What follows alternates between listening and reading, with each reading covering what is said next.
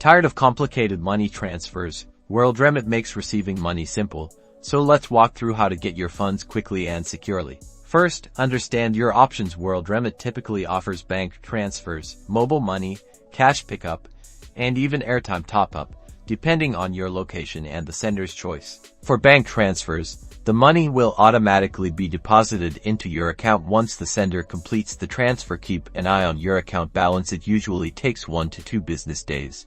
If you're using mobile money, the funds will appear directly in your mobile money wallet linked to your phone number. You'll likely receive an SMS notification confirming the deposit. For cash pickup, the sender will provide you with a reference number. Take this number and your government's photo ID to the designated Worldremit partner location in your area to collect your cash. Make sure the name on your ID matches the name the sender used. Stay informed by managing your notification settings within the Worldremit app. Enable alerts to receive updates on when the transfer is initiated and when the funds are available. Remember, never share your reference number or personal financial information with anyone except the authorized agent at the cash pickup location, or if the money is to be deposited directly into your bank account. Worldremit is designed to make international money transfers easy and convenient. Now you know exactly how to receive your money safely and efficiently.